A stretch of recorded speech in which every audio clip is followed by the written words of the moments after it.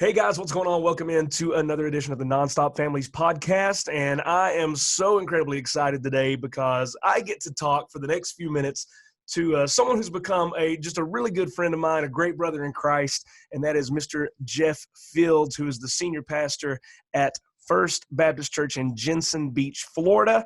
Jeff, how you doing, man? Great to see you. Hey, what's up, Big Daddy? It's good to be with you today. You know, listen, man, first of all, when another pastor can come on the podcast and the first thing he does is refer to me as Big Daddy, I know it's going to be a good conversation. Well, I'm a Mississippi boy, so my greetings have never changed throughout the years. Although some people would hope that they would, they have not. Yeah. Well, man, hey, listen, I'm gonna first of all, we've got some awesome stuff to talk about today in regards to family discipleship, and a lot of that coming from a church leadership perspective. You as a senior pastor, myself on staff as pastor here in Hindman. But we before we get to all of that, and before we get to our introducing our topic stuff.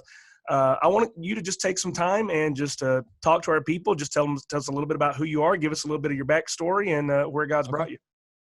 Yeah, man. So I've been married to my wife, Sherry, for maybe 41 years. We have 2 kids. We got 6 grandkids. My son has 3 boys. My daughter has 3 girls, which are currently the daughter and her girls are living with me. I'm surrounded, like I told you, surrounded by women these days. Surrounded by women, man. So kind of, man, had typical life in the South, right? I mean, ended up going the wrong way for a long time. And man, God snatched me out of that, saved me. And ended up on this journey from being a youth pastor up in the Panhandle, Florida, a pretty significant church, to Ocala, now in Jensen Beach. And we had the opportunity to be in Pennsylvania for a time to do some things. And I've just been able to be involved with the church as the body in different roles and different settings, from youth pastor to discipleship pastor, now pastor. And man, I just love the church. I love her. She's still, even after all these years, still has my heart captured for all her possibility and all her imperfections and all her glory. And to listen to the Lord Jesus talk about her, and to listen how John described in Revelation 21 still gets me kind of giddy, man. So I'm just one of those guys that I don't know, probably shouldn't have ended up here, but by the Lord's grace did. And I'm thankful for it every day. I ride into this church every day and I go, man, I can't believe I work here. So it's one of those kind of things to where I love what I do, man. I love people. Although sometimes that's a little difficult because, we are who we are. But it's just been a good thing. My life is different. My life is better having known Christ and being able to be invested in people's lives throughout the years. Good deal, man. Now I've got to ask a question, because if people are viewing this right now, then you can listen to this by way of audio. You can watch it by way of video on YouTube. So I have to ask a question. Your setting back there. Now I know personally you're a motorcycle guy. All right, I know that from the time that I've known you. My question is: are you home or are you in your church office right now? This is actually my office at church. Yeah. So yeah, I'm a founding member of a national motorcycle club, Christian club that reaches out to different kind of rough guys at different events. And I've been with them for 11 years, and That's so cool, I'm just man. a fan. I'm a fan of the culture. I'm a fan of the rawness of their life because it was kind of the lifestyle that the Lord snatched me out of. And it's been good, man. So I still ride a lot. Still enjoy those kind of things. Just don't have quite as much time as I used to do the events. But yeah, I'm definitely a biker. Cool deal. Hey, and then one other thing, man. One other thing before we get into our discussion. Let's assume that somebody in Florida is watching this and they don't go to church anywhere and they're around you. All right. Because I want to use this as an opportunity too for you to invite people to your congregation, let them know what's going on there at First Baptist Jensen Beach. So how can they get up with you? Man, I would say if you're close by, our website is fbjb.com. Check that out. There's all our address and phone numbers and all that kind of stuff on there. There's some sermons on there, some clips of the way that we worship. And it's just a really laid back, we're not a beach town per se, but we got that beachish attitude. And we live in Florida, so it's just really kind of chill. We're on what's called the Treasure Coast, so we're between Stewart and Port St. Lucie, Fort Pierce area, so which is north of West Palm and south of Vero Beach. kind of big vacation area, Mhm. but man, good people here, and a lot of churches to choose from. So if you're looking for a place to worship, we'd love to have you. Awesome. Good deal.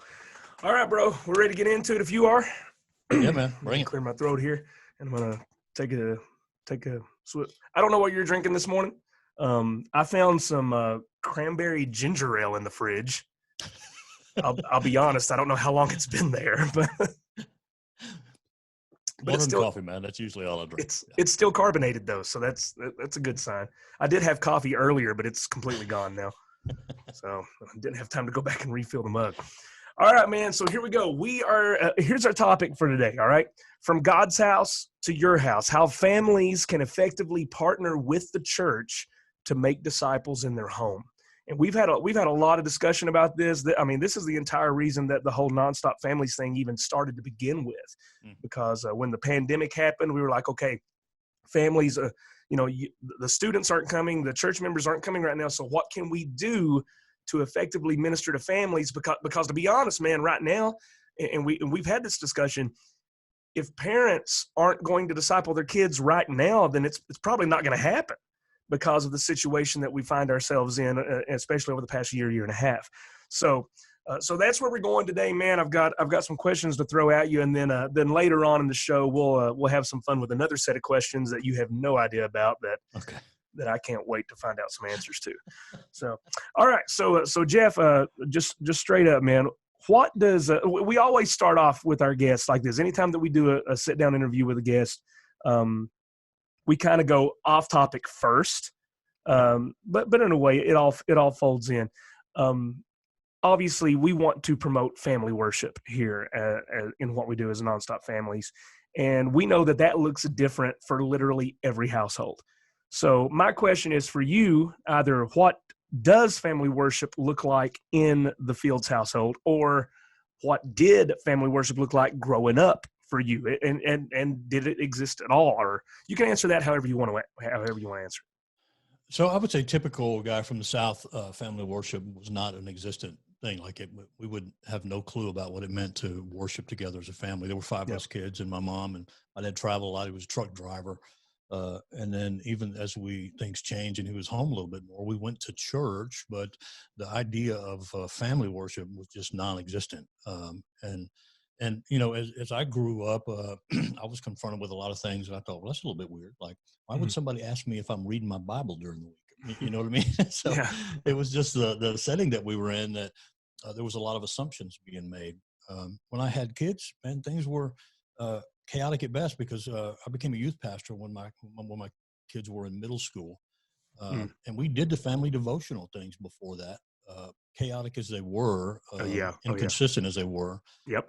And we gave it a shot, man. And sometimes we're good. Sometimes it's like, man, I can't believe we did that. And that my kids actually still come into my house. But I would say now, man, the word would be chaotic, because my wife and I get up earlier and we sit together and have coffee, and she'll usually read her devotional thing. I'm reading mine. And we're talking together about a number of things. So I would say it's a little bit more laid back, but at the same time, we want to involve our grandchildren now, right? Yeah. So that happens in the evening, and evenings work, church or meetings, or especially late, in the fall when there's all kind of meetings going on about church stuff, and it happens less often than I'd like for it to.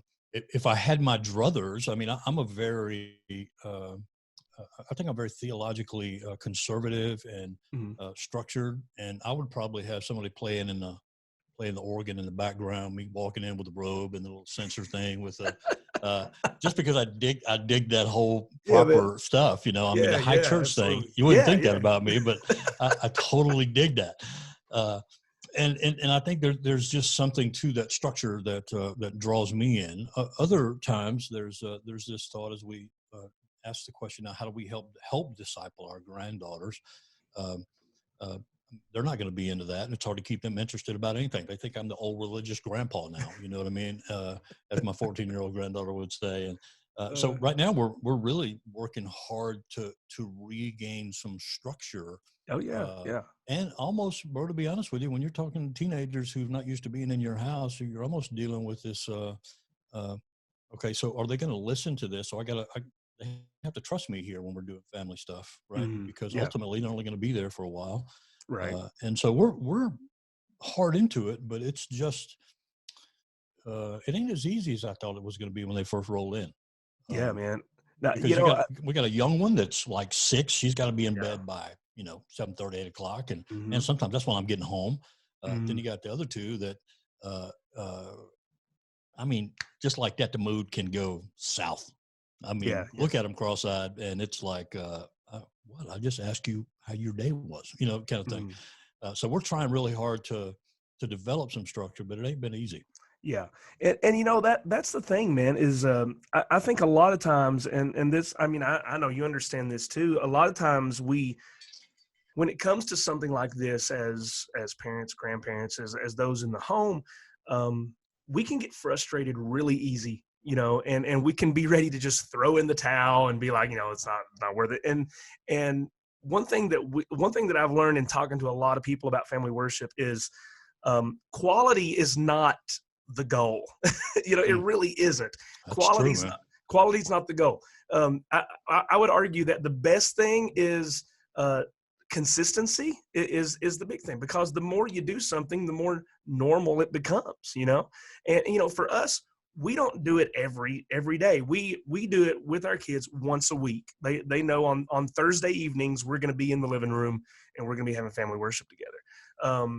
Because I know their temperament, I know their personalities, and I know that particular structure for my kids every single night isn't going to work. All right. Right.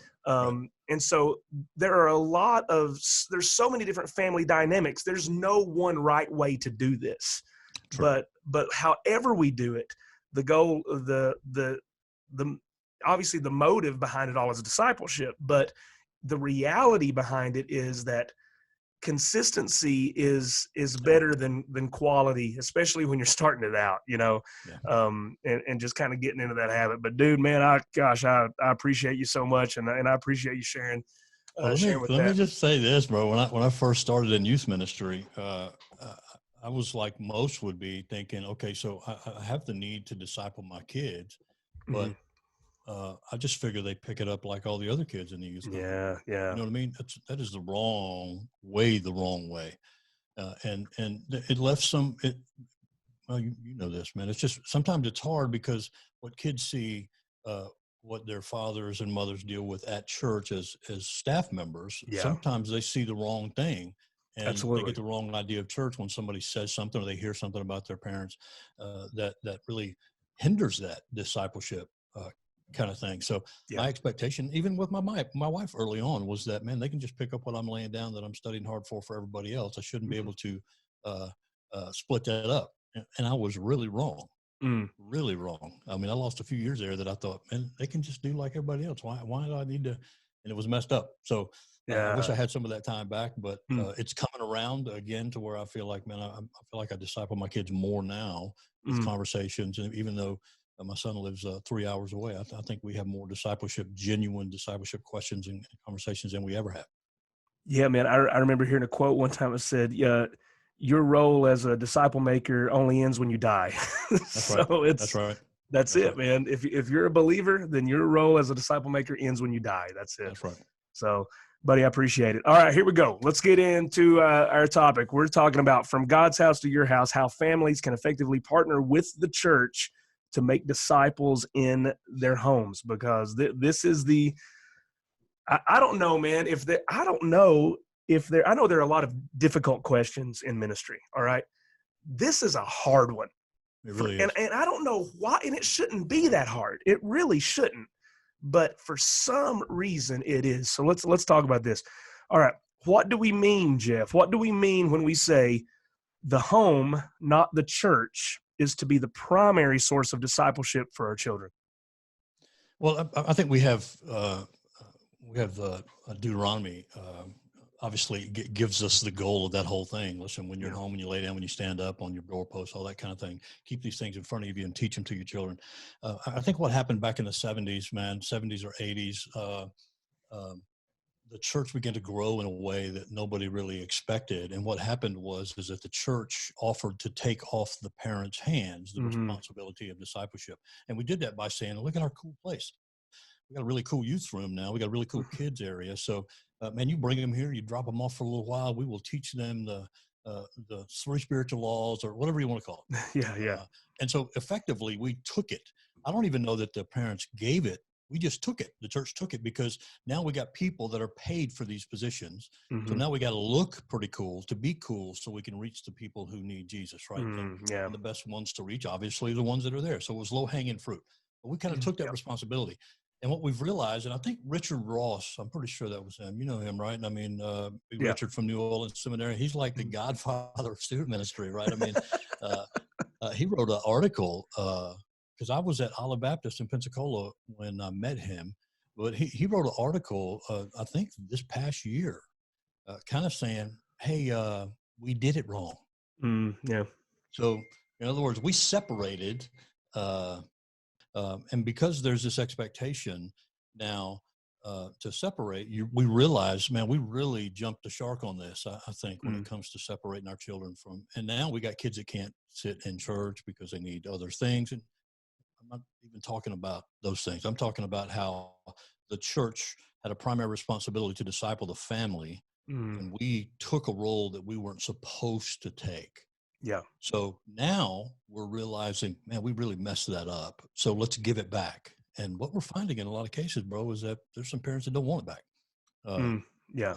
Now that's where we are today as a culture. Yeah, absolutely. You know, going back, you mentioned Deuteronomy had, the command there that was given to, talk about these things in your home. And of course that was given to the community of believers of the Israelites there, of the Hebrew people. And so that also involves not just parents, but that means that, close friends, other adults who can come in and speak truth into your children's lives. Absolutely. I mean, those relationships are priceless, man. I mean, of other adults, we're talking about intergenerational ministry going on within our church. So it's not just the family doing it by themselves, but that's why we need the body so much, is so that we can have some senior adults in our church who are speaking into our kids' lives. I know we've got one lady in our church. Man, I love this lady to death, and she has specifically honed in on one of my 6 kids. All right, just one. And she is pouring into him. And I told her, I said, look, because she came up to me one time, she said, I feel bad. I want to do this for all your kids. I was like, look, don't. It means more to him that you are pouring into his life in particular, because you see something specific about him that you want to invest in eternity for. And I've told the rest of my kids, look, don't feel bad about that. All right. Don't be jealous. Nothing like that. This is what we want to happen. So, that whole thing, this community aspect to Deuteronomy 6, but it's also specifically related to the family. There's so many avenues there that we can go. So you're dead on there. And then what you went on to say actually leads into the next question. And that question being this, let me pull it up because my phone went to sleep. We've already talked about what do we mean when we say the home, not the church, is to be the primary source of the discipleship. The church exists for what, edification, proclamation, and exaltation, worship. All those 3 things. The other Asian. The other Asian, right? But does discipleship happen at the church? Absolutely. It certainly does. We've had kids come through our student ministry who got no discipleship at home, but they were discipled through the church. So, and praise God for that. But primarily that command is given to that family unit that God is, and then we exist in that as the body of Christ. Okay, that's my soapbox for a second. Let's keep going. Here's the next question. Technically, this is question number 3, and you've already made mention of this, but maybe we can expound on it just a little bit more. What mistakes have we made? I think you pretty much answered all of this already, but that's good.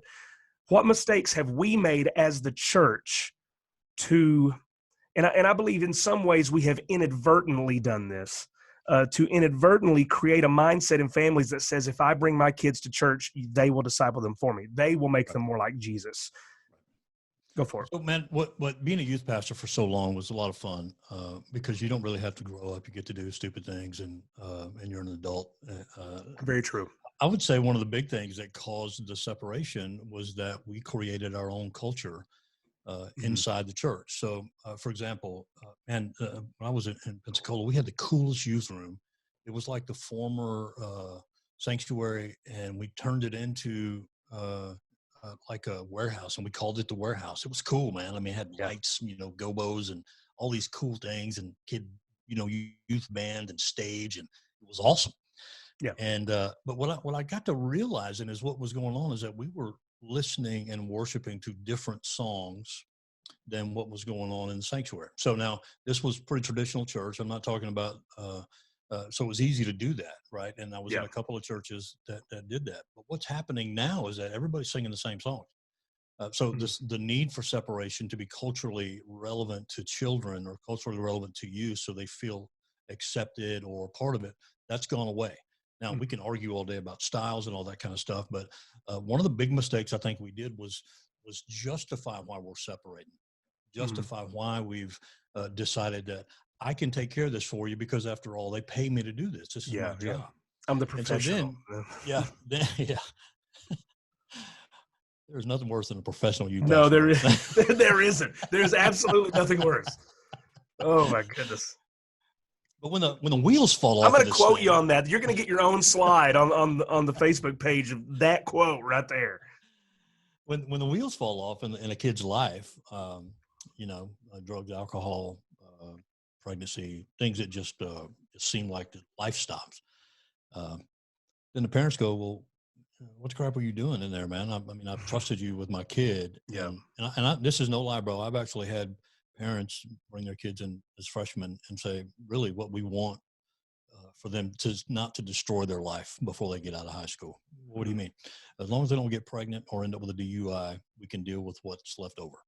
And I thought, man, that's really low expectations of the church. But again, I think by making ministry professionalized and the more resources you have, the more professional you become. And the reality is that you have this aura about yourself. And I've been involved in a church to where the party didn't start till my youth group showed up, man. I mean, that was the reputation that we had. We played church. We did the things. We went on all the trips. Everything was cool. But on Friday and Saturday night, there was throwdown, and these kids were bringing the booze. I mean, that's what was going on. And when you realize that, you realize we're their parents.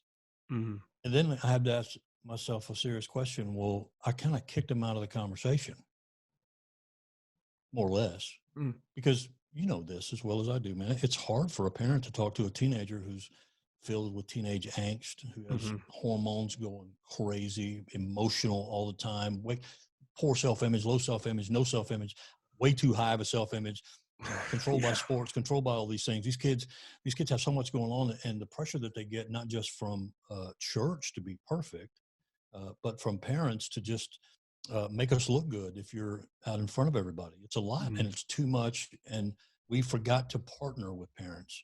We just decided, and we're paying this guy some decent money over here to have fun with your kids. And I just remember sitting across from a kid that these guys had stole a gun when they robbed a house and stole a gun, and they shot it, and across the lake it bounced off the water and hit some lady. No way. Wow.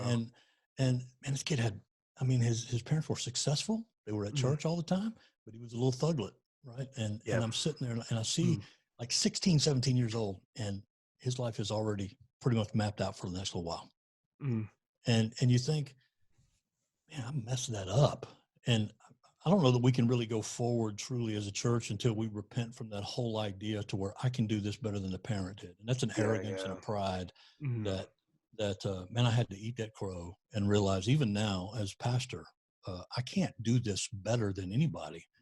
I've still got the same issues, but it breaks my heart enough to want to be able to speak into situations now that I normally wouldn't. So that's a hard thing for us, man, is to realize some of the mistakes that we made.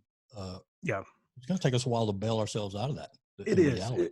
Because that, that culture that you said we've created in, back in the 90s when youth ministry really started kind of booming as far as like you said, creating that code. It happened earlier than that, but I remember, Yeah. man, in the '90s coming through it as a teenager myself, and really, man, what happens when you separate everything from, big church, if you want Yeah. to say, Yeah. and then youth church or something like that, then yeah, we're divided up based on a generational gap, which is unbiblical in itself, to be Right. honest, because that the idea of intergenerational ministry is what the church has always been. And I'm not listen to me. I'm not knocking youth ministry because I've done it. It's been 20 years of my life. I Yeah. think it's beneficial. I think it's appropriate in the ways that it needs to be appropriate. But I think we need to prioritize it better in a lot of ways, and realize that when we are separating things based on, I don't know, for lack of a better thing, matter of taste in what we Right. like. We don't sing the same songs. Man, we should be singing the same songs because those songs are amazing. I've gotten just sweet moments with Christ based on hymns Mm. that were written 500 years ago. And I want our kids to know that and to feel it and to come to that reality and know that, listen, the majority of the guys who wrote these hymns, they were going through crap too. Yeah. In fact, I think the prerequisite to be a hymn writer 500 years ago was depression and anxiety. That's what it seemed like. So we're in good companies. What what I'm Yeah. saying. Yeah. Yeah. But yeah, man. I mean, I think too much in the church over the past few years, we've kind of created that mindset because we've separated things that shouldn't have necessarily needed to be separated, or at least if we did it, we've done it for ridiculously too long. Agreed. And I don't want to, I think I can talk about youth pastors because I was one, but Yeah. for 17 years. And I think one of the biggest things that I realized as I look back, so I was older when I started ministry. I was like 35 when I started, 36. And so I was more like the father figure in the youth group, right? I mean, I wasn't the cool kid. And I look around and I was surrounded by guys who didn't have any life experience. Some of them weren't even married. Some didn't have any relationships. And we just, it's almost like we were promoting this younger, hipper, kind of cool thing, and then hope that it would all work out. And I think in a lot of cases it did, man, because there's a lot of hope and a lot of good people came out of that in the 90s and early 2000s. Uh, but I would also say that what happens is that we have a lot of youth who look back and their youth minister was their friend, right? And that's a Yeah. good Oh yeah. thing. Yeah. But the friend thing is really, I got a lot of friends, right? I need somebody who's going to be honest with me and tell me that I need to Yeah. repent and I Yeah. need to quit acting a fool instead of. And I'm not saying that's what happened all the time, bro. Right. I'm just saying when you look at a ministry and you look at kid men and you look at youth men, you really only have two classes, right? You got the club youth ministry, which is, man, it's all great and grand and have a good time. And then you have the relationship youth ministry. Now, there are a lot, and I do mean a lot, who are doing it well, who have combined those two things. Like it's Yeah. not the nightclub kind of thing, and we're all doing that. Mhm. But the reality of discipleship is responsibility and accountability. So our lives as pastors should reflect that at all times. And I bought into the whole, when I was coming up in youth ministry, uh, passion was just starting, right? I mean, it was like, it was the big deal. And I wanted my youth ministry to look like Giglio's gig up in Atlanta, so with the candles and we're all kind of this ancient future kind of thing. And I'm buying into it. And these kids are looking at me going, what are we doing, man? Let's just go to a concert. What are you doing? Yeah, really. So it's interesting how the fads have come and gone, and we're Yeah, kind of yeah. right back to somewhere that is. But man, people who invest their life in kids, it's an honorable thing, as Timothy says. Anybody Absolutely. who desires that, and I'm glad I had the opportunity to do it, man. There's some of our kids in youth ministry, they're now deacons and serving and pastors and ministers kind of thing. And there's some of them that are in jail and some of them that are married. And so they would kind of reflect our life. Right. And Yeah, it was cool to man. be able to be a part of that and realize that even now, after all these years, get emails or a card or something and go, man, I just wanted to thank you for what you said that night. And I have no idea what I said. Yeah. My But goodness. and here's what it made me realize, man. People never remember what we say. They don't. But they remember if we were there when they were struggling. That's right. In life. Oh yeah, man. So you get a kid who's emotional all his life, and somebody just takes a minute and says, "Hey, man, it matters that you're here. It matters that you're alive, and whether you understand or not, Jesus loves you, and He gave something to make you His own." And I know it seems overwhelming, and I know it seems like everybody hates you on certain days, but He doesn't, and He won't. And sometimes that connects, sometimes it doesn't. Yeah. Good stuff, man. Good stuff. For everybody who may be watching this, especially if you're a youth pastor, we feel you, we understand. Myself and Jeff, through how many years were you in student ministry? 17. So I was there full time for 18. So between the two of us, we've got what is that? 35 years? That's a lot. That's a good haul, man. That's a good haul. So listen, let us encourage you as youth pastors. Absolutely. Man, there's going to be a lot of hard stuff that you face. There's going to be sometimes where you feel like that nobody's listening to you. But you never know how the Holy Spirit is going to take what you do in spite of yourself and use it to absolutely impact someone's life. But at the same time, one thing that, and this goes right back to what we're talking about, one of the worst things that we can do in student ministry is completely neglect the role of the parent as the primary disciple maker. Amen. We need to be actively involved in equipping the students' parents to be their spiritual guide and to point them to Jesus. And so if we have stronger parents, if we have stronger families, we're going to have stronger churches. It's just the way it works. That's right. So be encouraged from both of us here. Now let's transition. Not really transition, but let's go back to the parents for a second okay. Here. Because one of the aspects, of course, is if your church has a student ministry, I would argue that make sure that they're a student ministry who's going to partner with you as a parent. So here's the question: what are some key factors that families should look to or look for when deciding to become members of a church? So, man, I think we made a lot of, as parents, we make a lot of decisions on church based on what's best for our kids, or maybe not even what's best for them, but what's easier for them. Right? Because you get a 14-year-old boy or a 15-year-old girl and you're trying to find a new church or get them in church, you're going to make a decision where you attend based on how they feel. That's the reality.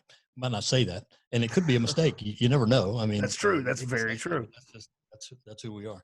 And we've had families leave and go to other places because they felt more comfortable at another under another youth minister or whatever.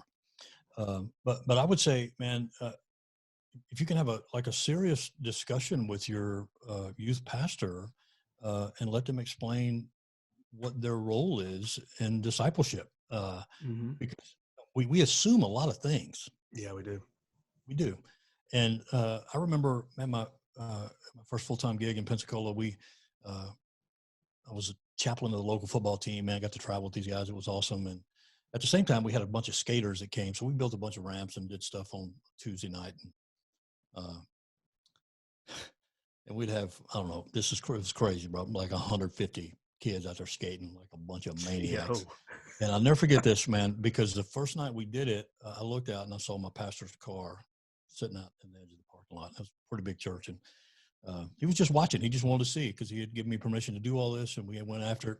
And he's pulling out and he calls and he says, man, it's a good crowd. Good job. I said, thanks, Pastor. He goes, you want to tell me why this kid is out here peeing in my parking lot? So one of his little skater dogs just went out and just let her hang out because there was no bathroom and we couldn't get to the building. Like they had locked the building that we're close to. I didn't have a key to.